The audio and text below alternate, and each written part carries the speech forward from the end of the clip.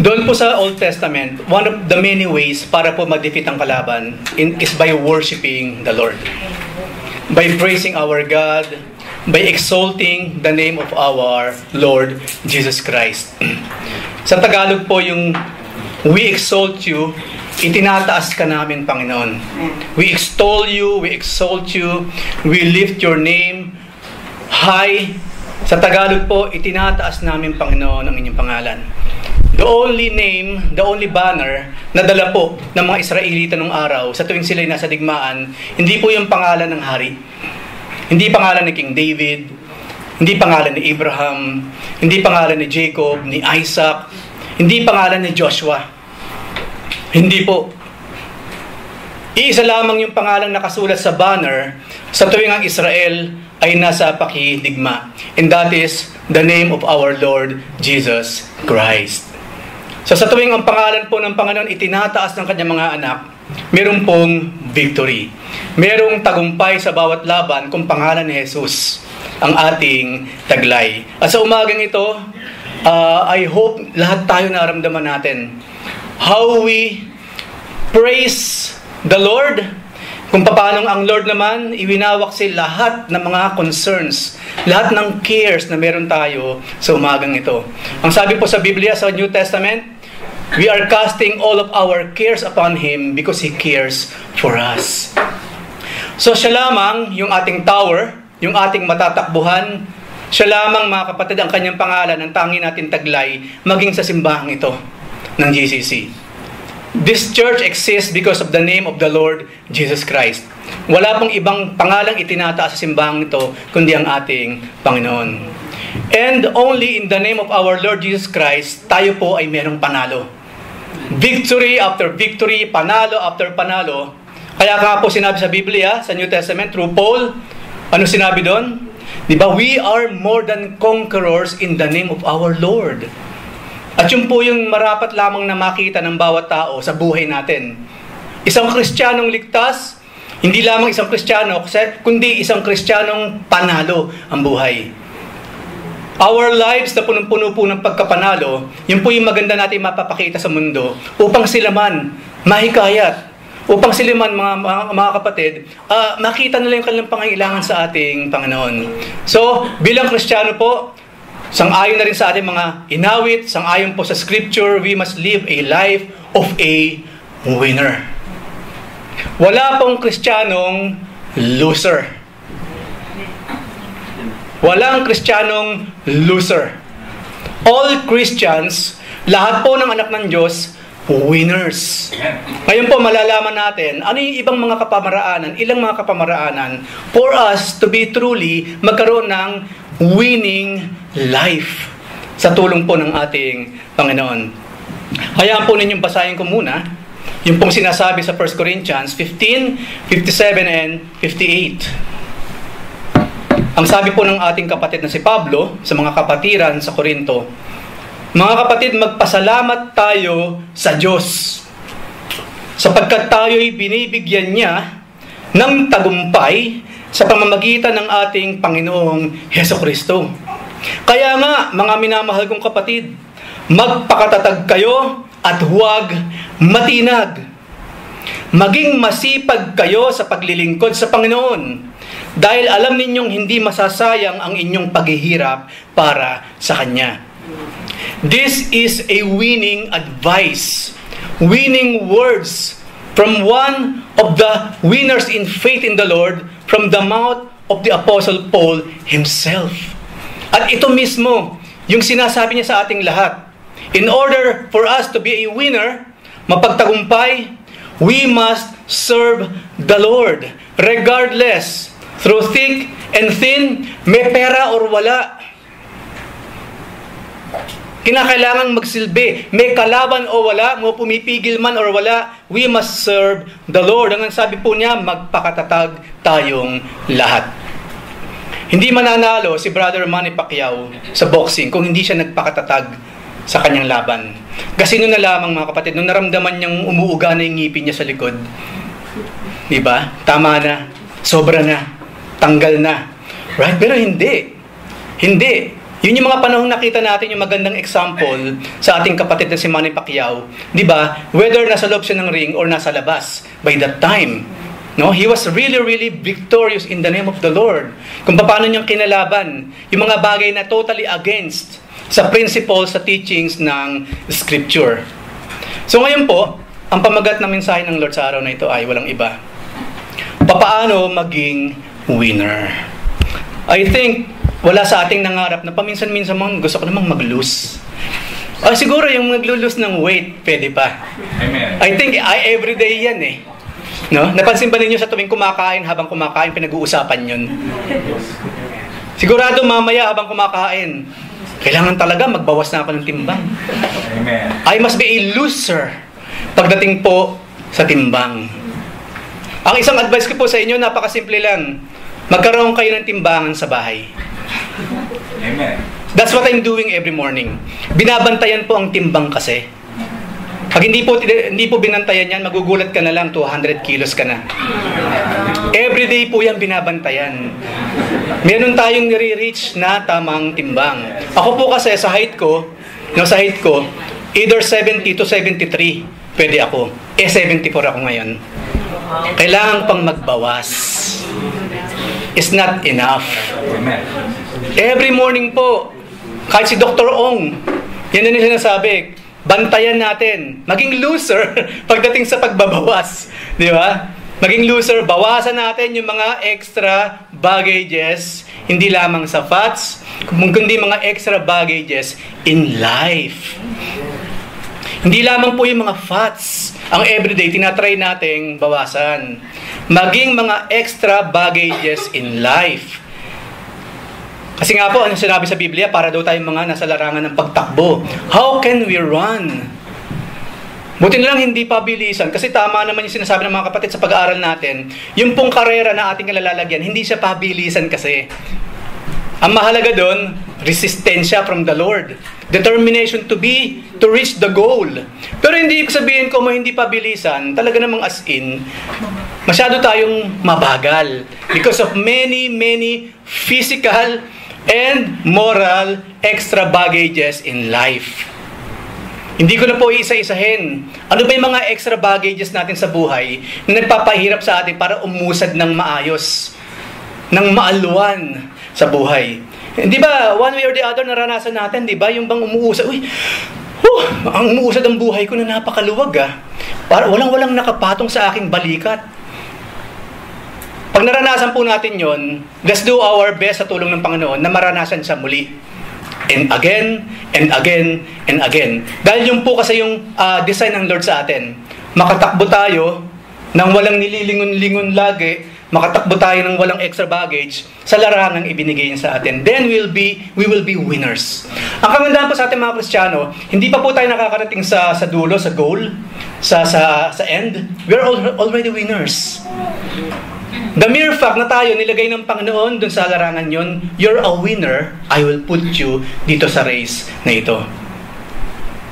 We are already winners here because of the Lord Jesus Christ. So magbibigay po tayo ng ilang mga words to ponder kung paano po tayong mga Kristiyano patuloy na magiging winner for our Lord at para na rin lamang para sa ating sarili at sa ating pamilya. Unang-una po sa lahat, paano maging winner? Working ng may layunin sa buhay. Dapat po mayroong purpose in life. Ang sabi po ni Pablo, tayong mga Kristiyano, hindi tayo mga tipong sumusuntok sa buwan. Tandaan po ninyo ito natin. Ito po yung mga magagandang prinsipyo sa buhay. Kapag meron tayong ginawa, we know kung saan tayo pupunta. Alam na natin yung goal, yung end ng ginagawa natin ngayon. Hindi tayo sumusuntok sa buwan. Hindi tayo sumusuntok sa hangin. Hindi po yung sang-ayon sa prinsipyo ng Lord. Okay? Kaya ano man ang ginagawa natin ngayon, may private man siya or public or sa church, dapat po lahat ng ating ginagawa, definitely meron tayong purpose or merong malinaw na layunin.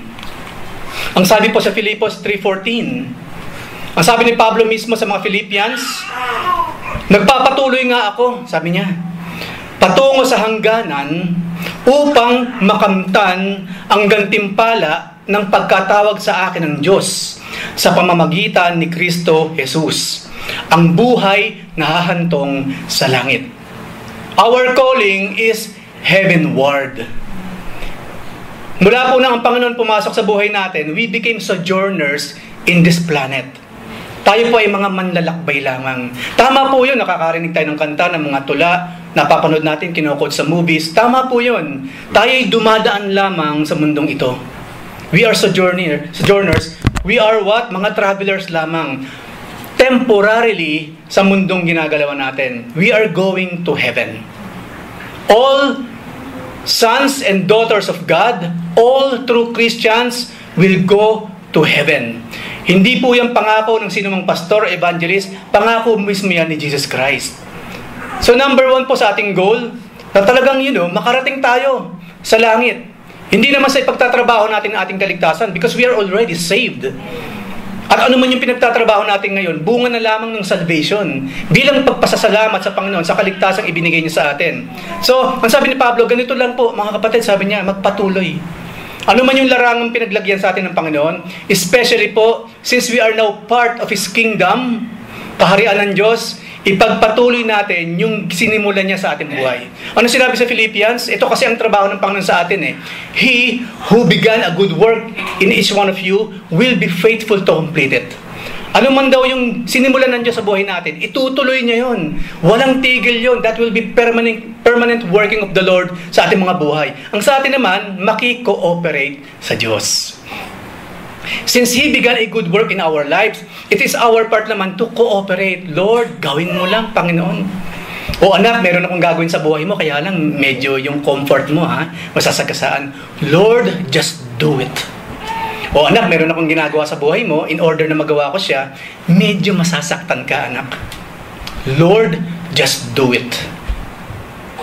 Marami pong ginagawa ang Panginoon sa buhay natin, hindi madaling tanggapin. Simply because, hindi sang-ayon sa ating plano. We have our own personal plans. We have our own personal ways. We have our own personal goals. At magiging mahirap po yan, especially kung yung mga plano natin, yung mga goals natin in life, hindi kasi kasama ang Lord. Kaya po sa bawat pangarap, sa bawat ginagawa natin ngayon, mga plannings, make sure the Lord Jesus Christ is first in the priority. Tinatanong muna ang Diyos, Lord, plano ko pong pumunta talaga ng Timbuktu. Gusto ko po talaga pumunta doon, ganda-ganda ng lugar na yun. At hindi lamang yun, Lord. Pagdating ko po doon, use me, Lord. Gamitin mo ako ng patuloy sa pananilbihan sa inyo. Dapat kasi laging nandun ang Lord. I'm telling you, kapag meron tayong pangarap tapos wala ang Diyos doon, mahirap pong abutin yung pangarap na yun.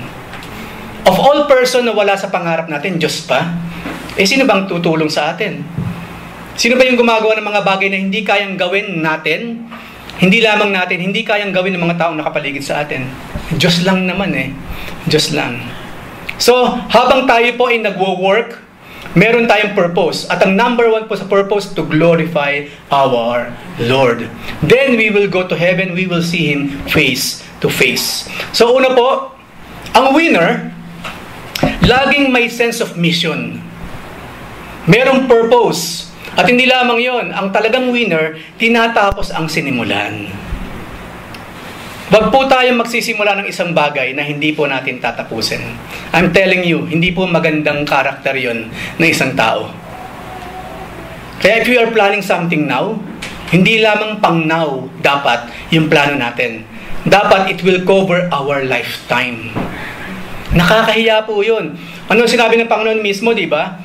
Yung mga, hindi tama na yun daw isang gumagawa ng bahay, hindi niya muna in-assess yung mga materials na gagawin, kung paano niya gagawin, saan niya itatayo, masusustain ba niya yung gastos na itatayo niyang bahay. Ang sabi ng Lord mismo yon. Hindi lamang yung sabi ng Lord, saan ka nakakita ng hari na pupunta sa digmaan na hindi niya muna tinitignan yung capacity niya kung mananalo siya o hindi dun sa didigmain niya. Ang point ng Panginoon, umupo muna, assess things, kung matatapos mo siya o hindi. Sa atin po, ganun din sa buhay natin. Madalas ko pong narinig sa isang kapatid, pumirma ka niyan Nung nasa Pilipinas ka pa lang, pumirma ka Yan ang sahod mo, yan ang benefits mo. Pagdating mo dito at yun nga natatanggap mo, nakakita ka na mas mataas na sahod, naiinggit ka ngayon. Bakit siya may benefits ng ganito? Bakit siya ganitong sahod niya? Bakit siya and so on and so forth? Kapatid, pumirma ka eh. Ito po para sa mga sinunod naman ng kumpanya, yung kontrata. Hindi sa mga kumpanya na after pagdating dito, ibang kontrata na yung pinipirmahan. Marami kasing ganun. Right? So, ang mangyayari ngayon sa kanya, mawawala na walang gana. O bakit wala ka namang ganang pumasok sa kaya? Bakit ganyan? Bagsak ang balikat mo. Sa pagtatrabaho, wala ka nang ginagawa. Right? Kasi nga yung sahod niya mas malaki kaysa sa akin. Ano mangyayari? Luluoy-luoy. Hindi magandang example, hindi nagseset ng magandang example sa mga taong nakapaligid sa kanya, especially sa mga non-Christians. We must be Christian workers. Kung tayo po reklamador, itigil natin yan mga kapatid. Kung ano yung pinirmahan natin, tapusin natin. At sa buhay din naman ganun. Di ba? Huwag tayong ningas kugon. Whatever na sinimulan po natin, sa buhay man natin pribado or sa simbahan, sa harap ng Panginoon, make sure we are working kasi ng merong purpose and hindi natin iiwan sa ere, we will finish it. Hindi po ubra yung biglang nawawala. Ang Lord kasi, imagine niyo isang araw na wala ang Diyos sa buhay natin. What will happen to us? Walang magpapaikot ng earth, madederail yung mga planets, yung araw biglang napundi. Right? Paano kung isang araw ang Diyos lumiban siya ng isang araw sa kanyang trabaho for us? Alam niyo po ba na each and every day, maraming mga meteors or comets na pwedeng bumangga sa earth? Pero hindi nangyayari. Hindi nangyayari. Ilang milyong taon na, how many thousand years pala? Hindi nangyayari. Why? Because there is God. Oops. Sige, doon ka. Okay, asteroid, diyan ka ha. Meron kang pwestong dapat kalagyan. Huwag mong kakantiin ng earth. Ako ang bahala sa earth sa mga huling panahon. So, ang tunay na winner, laging may sense of mission, purpose, at tinatapos ang sinimulan. Hindi lamang po yun. Kasama po sa principle na dapat po natin tatandaan bilang Kristiyano, letter I. Ang isang winner, merong integrity. Ano yung magandang example sa Biblia kung paano natin mapapakita yung integrity natin? Of course, Ecclesiastes. Ecclesiastes 5:4 and 5. Ito mismong sinabi sa mangangaral, sinabi ni Solomon sa Ecclesiastes, kung mangangako ka sa Diyos, tuparin ito agad. Hindi siya nalulugod sa taong hangal. Sa English, fool. God is not pleased with fools, sabi niya. Kaya, tuparin mo ang iyong pangako sa Kanya. Verse 5. Mabuti pang huwag ka ng mangako, kaysa mangangako at hindi mo tutuparin. So, mag-ingat po sa pangangako. Akong bahala sa'yo. Sige, mag-resign ka lang. Akong bahala sa trabaho mo. Nag-resign, nasa na siya ngayon, nawawala. Ano nangyari sa tao? Walang trabaho. Pinangakuan. Pag nangako po, Biblia nagsabi, not me, dapat po tinutupad. Lord, talaga, Lord. Pag binigyan mo ako ng gantong salary, no? Hindi lamang tithes. 20%. Babalik pa rin ko pa, Panginoon, akin ang tithe, sa inyo yung 90% or what. Pero nang lumaki ang sahod, dumami ang mga gadgets. Wala namang nadagdag para sa kamay ng Diyos. Wala namang nadagdag eh. Gumanda ang gadget. Updated lagi kapag mayroong bagong lumabas na gadget. Bili ng damit kasi sale. Nasasaksak lang naman sa ilalim ng bed. Walang kamalay-malay, nang mag-ayos siya ng kanyang kama sa ilalim pala, 5 na yung ganong klaseng t-shirt niya. Nakabili na pala ako nito, hindi ko alam. That is true to life. Me, myself, na witness ko po yun. Bili. Ang Panginoon, pag tinitignan ng Panginoon yung mga pinamili, asan nga pala yung pangako mo sa akin, anak, asan dyan? Marami pong ganyang kaso kasi. Pag ako po, Panginoon, binigyan ninyo ng kotse, siguradong sigurado, night and day, nasa transport ako, Panginoon. Nung magkaroon ng kotse, night and day, nasa labuyan. Kung hindi lumalaboy, personally, iba ang inilalaboy. Hindi mahagilap kung saan nandun siya dati sa paanan ng Panginoon. Kung saan sabi niya, Lord, bigyan mo lang ako talaga. No? Sportage lang, Lord, sportage lang. Nung magkaroon ng sportage, wala. Kia lang, Lord, Kia Rio. Nung magkaroon ng Kia Rio, wala. Ibang Rio yung pinupuntahan. Yan. Ang sabi ng Lord, wag na tayong mangako kung ganun. Ang sabi nga niya, bubuti pa, manahimik na lang po tayo. Kaya ulitin po natin na kung meron tayong pinangako sa Panginoon po natin ginawa yun, never na hindi po natin tutuparin. Kasi po, nakakahiya sa Panginoon. Sa tao nga, di ba? Sa tao ganun eh. Pinaibig mo yung babae. No? Nung nililigawan pa lang, lahat ipinapangako. Hindi kita iiwan, hindi kita pababayaan man. Ginagamit pa yung word of God. No? Ikaw ang Eva ng aking buhay. Diba? Hahayo tayo magkasama, tayo magpaparami. Kaso dumami na yung anak, wala naman siya. Ilang lalaki yung ganyan? We do respect sa mga kamik, ha? Kasi alam naman natin, karamihan talaga ng mga loko, mga lalaki eh. Mahusay lang mga ako. Pero lagi namang napapako pag nandyan na. Sa sarap at hirap. Sa sarap lang naman nandun. Pagdating sa hirap, nawawala na. So sa ating mga kalalakihan, ang tunay na lalaki po, pag nangako, tinutupad. Amen. Tinutupad. Mahiya naman tayo, mga kalalakihan. Of course. No? Alam niyo, ang prinsipyo ko siya ganito eh. Una, yung babae, si Nene, maayos na sa piling ng magulang niya. Pinakain, pinlalaki si Nene ng magulang. Binantayan. Hinahatid sundo pa sa school. In short, ganun na lamang siyang mahalin ng kanyang magulang. Biglang pumasok ka sa buhay niya, ginulo mo. Of course, sa simula, hindi magulo eh. Napakayos ng lahat. Makita lang kita, okay na. Ganun ba? Wala bang laman yung lugaw? Hayaan mo. Pag tayong dalawa na, puro laman yan, konting lugaw lang. No? Ang dami-daming pangako. Pero nang ayan na yung babae, binigay na yung kanyang sarili, asan ngayon si lalaki? Wala. Para sa akin po, hindi tunay na lalaki yung mga ganyan. Yung mga bahagang buntot, na harapin ang responsibilidad na in the first place, siya naman ang nag-offer sa kanyang iniirog.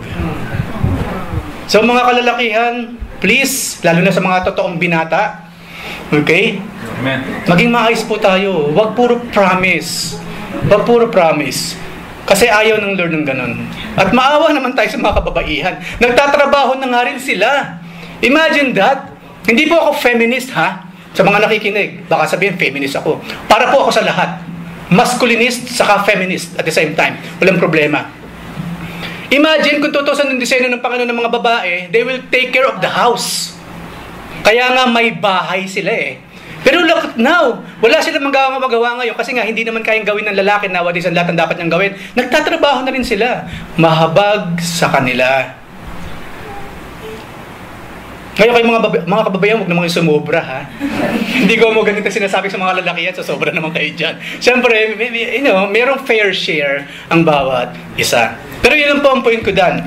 Ang winner, kapag nangako ay hindi napapako.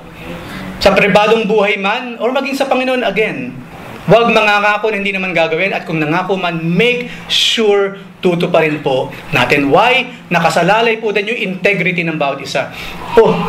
Sino ba nagsabi sa iyo patungkol dyan? Sino ba nangako dyan sa proyektong yan? Si Kwan. Naku, si Kwan na naman. Naku, maaano ka dyan. Di ba ganun na mangyayari pag narinig yung pangalan natin? Naku, patay. Di ba? Patay, si Kwan pala eh. Ang magandang integrity. Sino ba nangako dyan sa proyekto na yan? Si Ganire. Si Ganire. Panalo yan, brother. Sigurado na yan. Diba? So dapat po, ganun ang ating pangalan. Pag nabanggit, mayroong integrity. Isang taong tumutupad sa kanyang mga pangako, sa kanyang mga responsibilidad. Hindi lamang po yun, letter N. Ang isang winner, never gumagawa ng dahilan. Tingnan po natin yung example sa Genesis chapter 3, 11 to 13. Bumalik na tayo dun sa Eden. May ginawa ng kalokohan yung dalawa. Nagtatanong ngayon ng Panginoon, anyari? Ano nangyari? Adam and Eve. So nagtanong muli ang Diyos, sinong may sabi sa inyong hubad ka? Adan? Sino nagsabi? Bakit? Kumain ka ba ng bungang ipinagbabawal ko? Alam ng Lord, gusto lang niya mag-flash natural, spontaneously, yung pagiging honest ni Adam. Kumain ka ba? Verse 12, itong sagot naman ng magaling na lalaki. Kasi po, pinakain po ako ng babaeng ibinigay ninyo sa akin. Ang tanong naman ng Panginoon sa babae, bakit mo ginawa ang bagay na yon? Tanong ng Panginoong Yahweh sa babae. Mangyari po, ang sabi ni Eva, nilinlang ako ng ahas. Kaya ako natuksong kumain. Sagot naman nito. Si Satanas po hindi na tinanong. Kasi wala naman siyang ituturong iba kundi sarili lang niya. Pero ang point, makikita po natin marami masyadong excuses or dahilan ang tao. Number 1, sa eksenang ito, kapag nagawa ng kasalanan, maraming ituturong iba. O brother, bakit mo naman ginawa yan, brother? Kasi wala naman nagpa-follow up sa akin Kasalanan pa ngayon naman nagpa-follow up ng I care. Kay mga I care ko talaga, you don't care. Napansin niyo ba yung napaka-unfair? Napaka-unfair. O bakit naman umalis sa church na yun? Kasi birthday ko, hindi ako binati. Kasalanan talaga Kasalanan ng church. Kailan dumating yung time na, bakit? Ano nangyari sa'yo? Bakit nanlulumo ka sa yung boy Kristiyano, kapatid? Wala, nakagawa na naman ako ng pagkakamali sa Panginoon. Kaya ganito. Ilan yung nagsasabi ng ganon? Ilan yung walang excuses na ibinibigay? Yung bang sasabihin, kasalanan ko to Kung hindi ko ginawa yung kalokohang yun, hindi naman ako malalagay sa alanganin katulad ngayon. Ilan yung nagsasabi ng ganon? At ilan naman yung laging merong ibang ikinakatwiran? Sabi mo, amen na amen yung bata. Bata pa, marunong na sumagot. Sang-ayon, excited pa siya. Too many excuses. Kapag merong pinapagawa ang Panginoon, too many excuses. Once again, magaling po tayo sa paggawa ng excuses. Baka po, hindi po kasi yun ang larawan ng isang winner from our Lord. So, ang tunay na winner, ang winner tinatanggap ang bawat responsibilidad. Sino kumain ng pagkain ito? Ako po. Aminin ka agad. Right? Sino nakasira? Ako.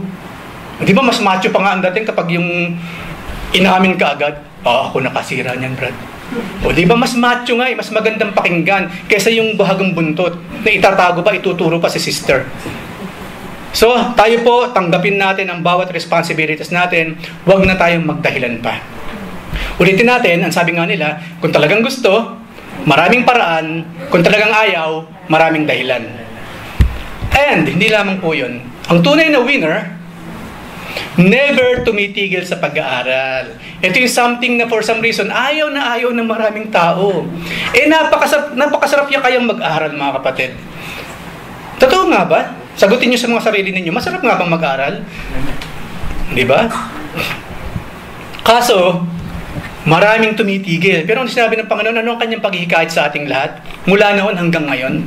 Matthew 11:28-30. Ano sabi ng Panginoon? Lumapit kayo sa akin, kayong lahat na nahihirapan at nabibigatang lubha sa inyong pasanin. At kayo'y bibigyan ko ng kapahingahan. Hindi kasi natatapos, wow, pahinga. Sino sa atin na ayaw ng pahinga? Pagdating sa day off, di ba? Naalala ko, nagkaroon kami ng napakahalagang meeting sa opisina mga few months ago. So, sabi ng after ng meeting, nagsalita yung CEO, kami naman, baka meron naman sa inyo merong mahalagang question after niyong malaman ng bagong pinupuntahan ng ating kumpanya. Tawang-tawa ako ng pigil na pigil. Meron doon, talagang, meron siyang mahalagang gusto itanong. Alam niyo kung anong tanong niya talaga? Una siyang nagtanong, after ng napakahalagang information, ang tanong niya, yung po bang bakasyon hindi maapektuhan? Tawa kami na, ako hindi, what? Yung ba yung laman, itong taong to, after ng mga sinabi ng CEO, yun na nasa utak niya, bakasyon? Imagine that. Mga kapatid, we are worthy, karapatan natin magbakasyon. Pero hindi dapat puro bakasyon na nasa isip natin. We must work first. Meron pong kasabihan, di ba? If you will take care of your employee will take care of your company.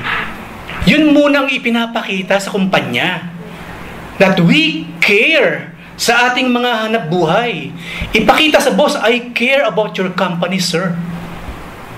Yun ang dapat muna itinatanong. Sir, meron po akong question. Okay, ano yun, Eulohio? Is there anything I can do para po mas maging maganda yung bagong planuhin ng ating kumpanya? Yung po ang tamang tanong, what can I do? Ano ba yung pwede kong gawin upang ang ating kumpanya talagang maging matatag? Kasi alam naman natin kapag ang kumpanya bumagsak, sino kasama? Tayo rin, right? Mga kapatid, mahirap pong maghanap ng trabaho ngayon. Let me remind each and everyone, kung tayo po sabik na sabik mag-resign, kung wala po kayong malinaw na sagot mula sa Diyos, do not resign. Ilan na yung mga nag-for good? After a while, di ba, maasalama. After a while, oh, marhaba, marhaba, welcome back again.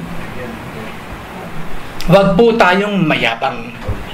Ulitin ko po, kasama po sa mandate ng Diyos sa atin ng mga employee to mag-take care sa ating mga pinagtatrabahuhan. Kung gusto po nating dire-diretso ang sahod natin, ma-promote, magkaroon ng increment, madagdagan, let's say okay na, madagdagan ang ating mga bakasyon, ipakita muna natin we are worthy of all of those things. Take care of your company. Take care of your boss. Take care of your co-employees. Yun po muna. Yun po muna. Okay? Ang sabi ng Panginoon, bakit ba napunta doon? Masyadong malayo narating ko doon. Bumalik po tayo dito.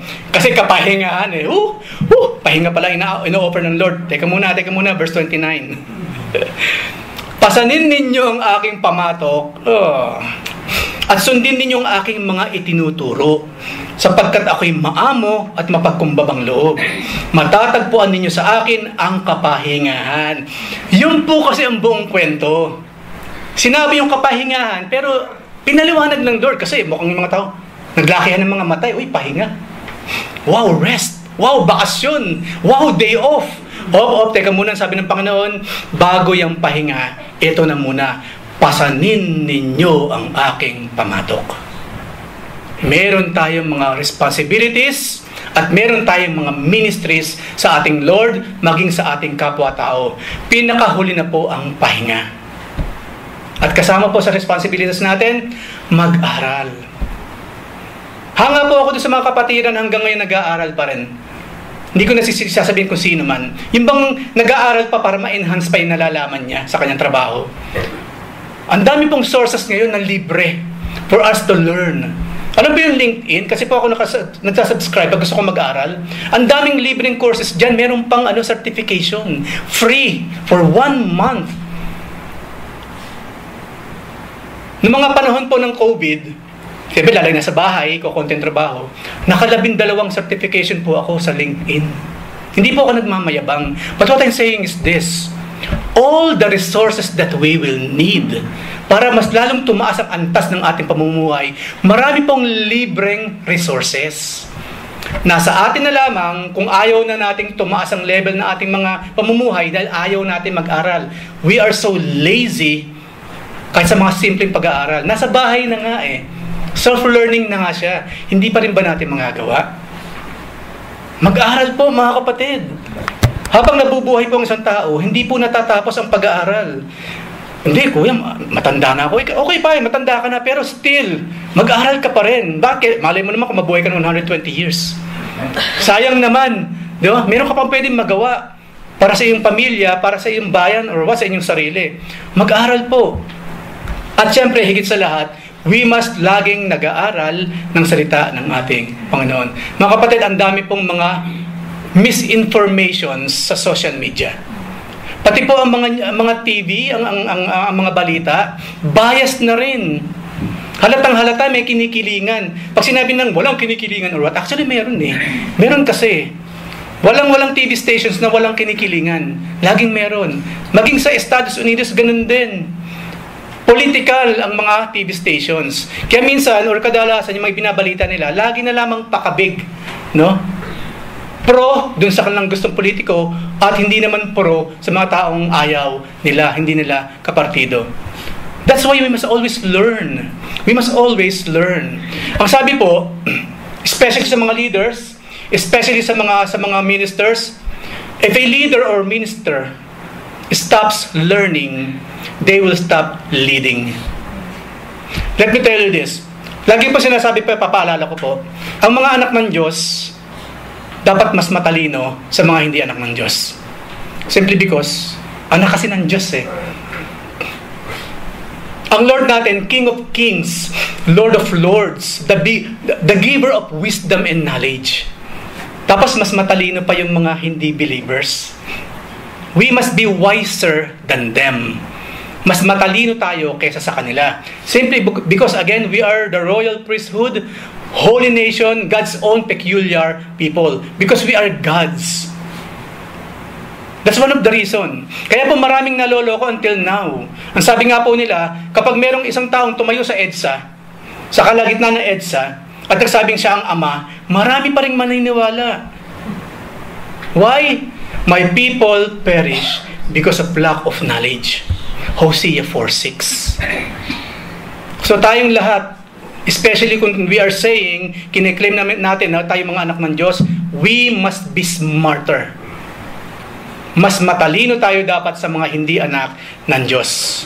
Kaya nga po ang winner, laging may oras sa pag-aaral.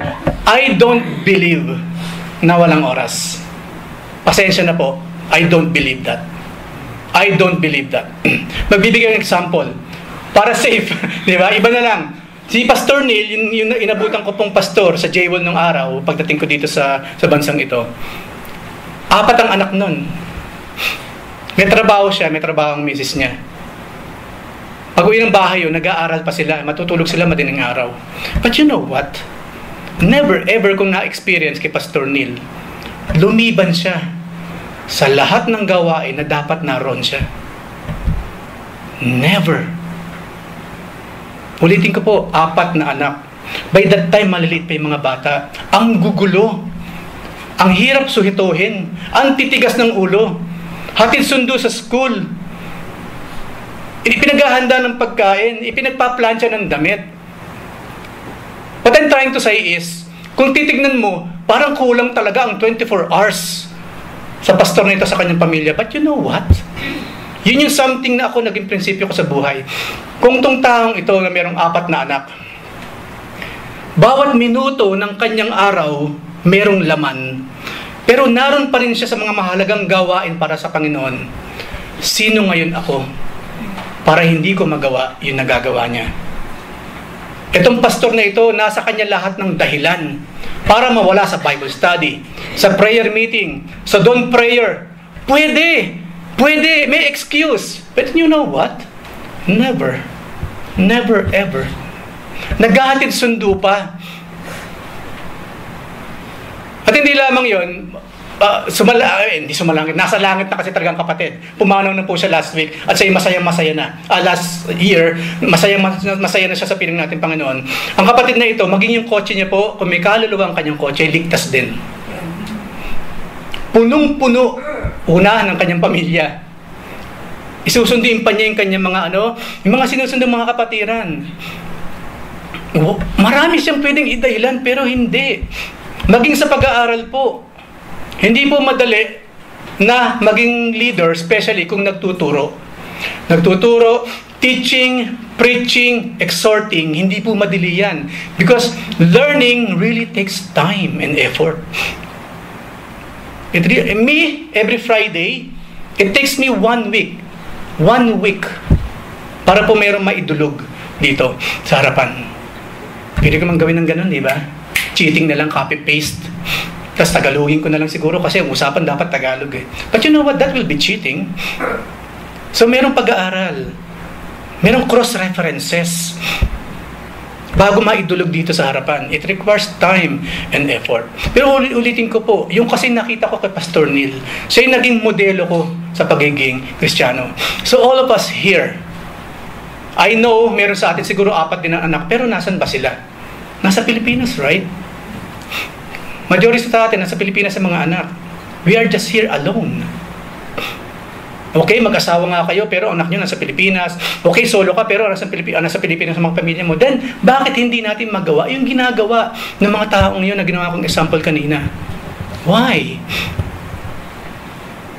Why? Kayo na lamang po ang sumagot. Kaya po ako, ganun ako pag nakarinig ako ng, bakit naman wala sa pag-aaral sa ganito? Kasi po, ganito. Hindi ako solved. Kasi nakakita ako ng taong talagang merong dahilan para mawala siya. And yet, nandun siya.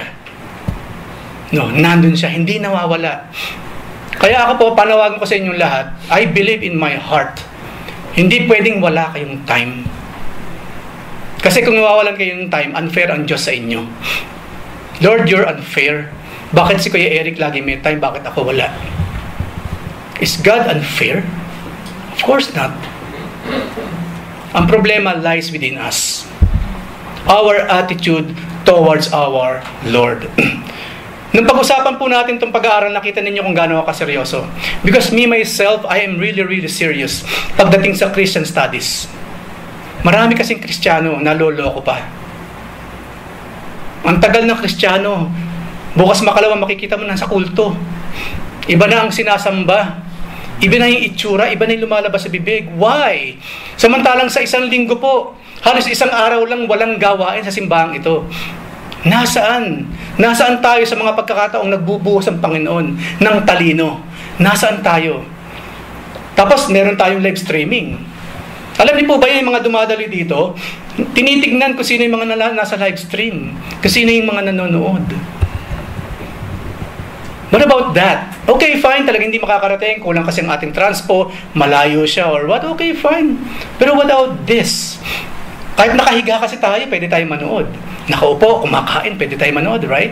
Pero why? Ba't wala pa rin? Bakit wala pa rin? I'm telling you, wala pong lusot. Wala tayong pwede talagang ikatwiran sa ating Panginoon. One day, God will ask us about this. Naging parte ka ng simbahan ngayon na puro pag-aaral for many, many years. Ang tanong ko, anak, ngayong narito ka na sa bansang sinilangan mo, nasan ngayon lahat yung mga pinag-aralan na yon? Dapat po dito, ang treatment natin, habang tayo nandito sa bansang ito, magkakasamang ganito, and we have lots of time, para tayong nag-i-schooling, nag-work at nag-i-schooling at the same time. At yung schooling na ginagawa natin, libre. Pangalawa, napaka-alwan sa oras. We can do it. It's easy to do. One day, God will question us about this. So, ulitin ko po, ang winner hindi po tumitigil sa pag-aaral. Kaya po ako nag-stop dito na medyo mas mahaba because for me, this is the biggest deal sa buhay ng isang Kristiyano. Walang maloloko kung laging nag-aaral. Hindi tayo makakasama sa marami. We can stand firm sa ating belief, sa ating doctrine, simply because lagi tayo nag-aaral ng salita ng ating Panginoon. At letter E. Tuloy na po tayo. Ang tunay na winner, economical sa oras at lakas. Kawikaan 6:6-8. Ano ibig sabihin na ito? Sabi ng Lord sa atin, through Solomon, tignan mo ang mga langgam. Ikaw, di ba may kausap pa siya eh? Ikaw na taong ubod ng tamad, sabi niya. Tignan mo ang mga langgam, ikaw na taong ubod ng tamad. Pamumuhay niya'y masdan mo at nang ikaw ay mamulat. Kahit sila'y walang pinunong sa kanila'y nag-uutos, walang tagapamahala o tagamasid na sinusunod. Verse 8, ngunit nag-iimbak ng pagkain sa tag-araw. Kailangay iniipon kung panahon ng anihan. Look at the ants. Alam niyo po ba na masakit ito? Especially sa mga tamad. Ang sabi dito ni Solomon, ni Haring Solomon, mas mahusay pa yung langgam kesa sayo. Sa mga taong tamad. Ano sinabi ni Pablo sa Thessalonians? Yung daw mga tamad wag kumain. Nakakamatay po ang pagiging tamad, mga kapatid. You know, God created us to be industrious. Kasi God gave us responsibilities. Si Adan, Adan, bahala ka na ikaw na mamamahala sa mga creation ko, ha? O ikaw naman, Eva, tulungan mo si Adan. Alam niyo po ba na yun ang ministry ni Adan? Pangunahan ang sansinukob. Siya ang magpapangalan sa mga halaman, sa mga hayop. Siya magpapangalan sa mga stars. Yun po ang trabaho ni Adam. Pangunahan yung creation ng Lord. Si Eva, suportahan mo ang asawa mo. Doon po muna ako. Ulitin ko po, sa mga mag-asawa, nagsusuportahan dapat sa gawain. I'm telling you, kapag tayong mismong asawa ang dahilan kung bakit yung mga asawa natin hindi makapamalaot sa gawain, God, tayo po magbibigay ng, magiging accountable po tayo sa ating Panginoon. Oy, ikaw Eva, anong ginagawa mo sa asawa mo?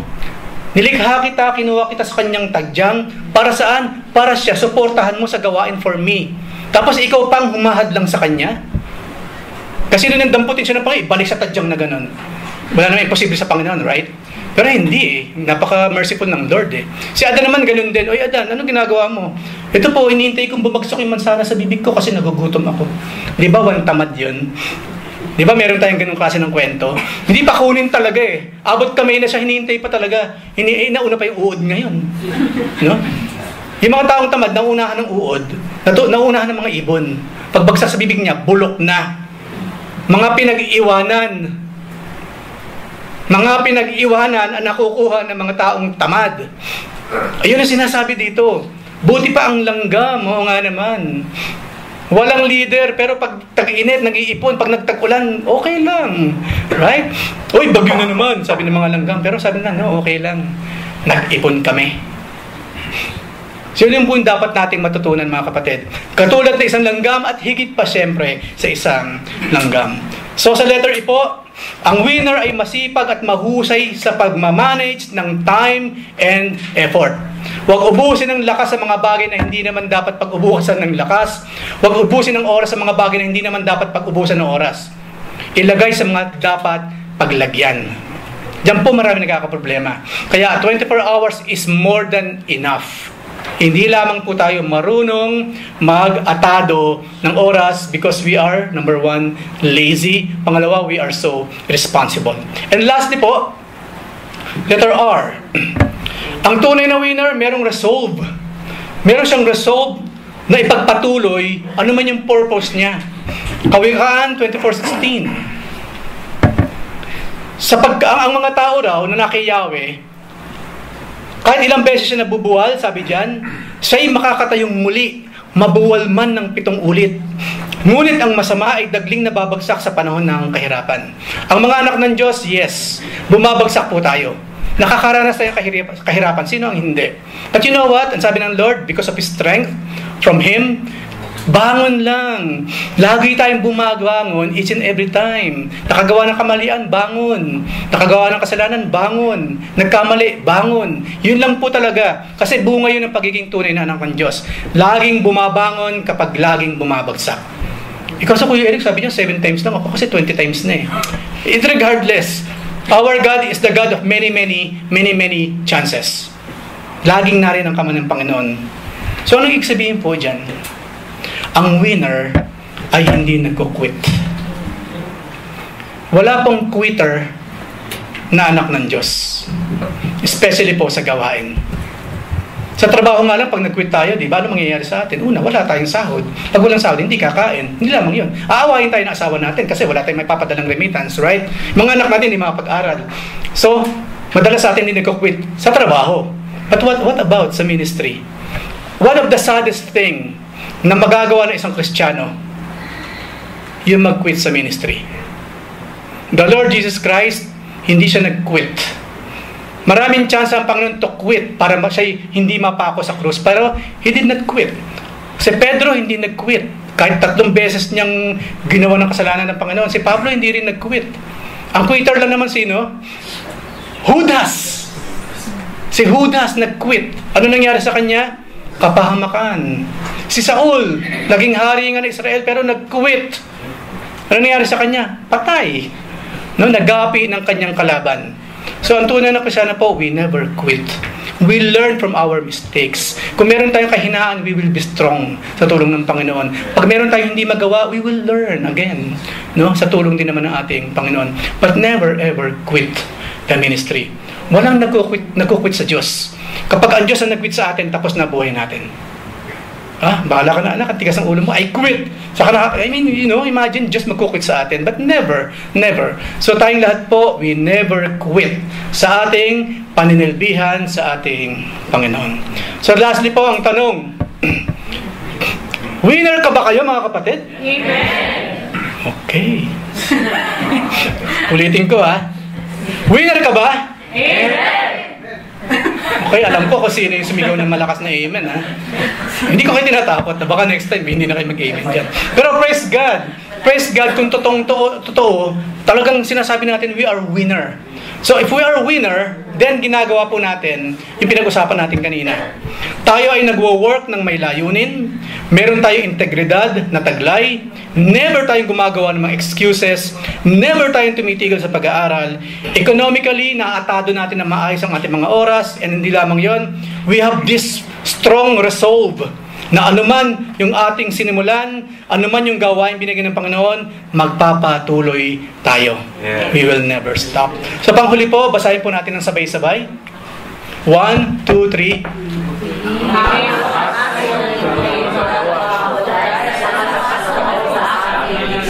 Ayan. Sige po. Isa ulit pero doon na lang po sa verse, wag na yung Filipos. Okay. Tapos dapat sabay-sabay 1, 2, 3. Ang lahat ng ito'y magagawa ko dahil sa lakas ng loob sa akin ni Kristo. Amen. Tayong natin yung mukha. Lord, maraming salamat po na we are winners not because of us. We are winners because of you. Marami kami pinag-usapan kanina, bunga ng pansarili naming kalakasan lang, Lord. Or bunga lamang ng pansarili naming kahinaan. But Lord, thank you very much. Tama nga, O Lord. We are winners, we are more than victorious because of you alone. Kaya maraming salamat, Lord, for this reminder. Kung kami po yung naluluoy, mababa, Panginoon, ang aming moral, ang aming spiritual at this point in time dahil sa pangsarili po naming kahinaan. Lord, thank you very much. You will always be there to give us strength to carry on. So Lord, we declare in the name of your Son Jesus Christ that we are winners in this church. So Father, maraming salamat po, in Jesus' name we pray. Amen.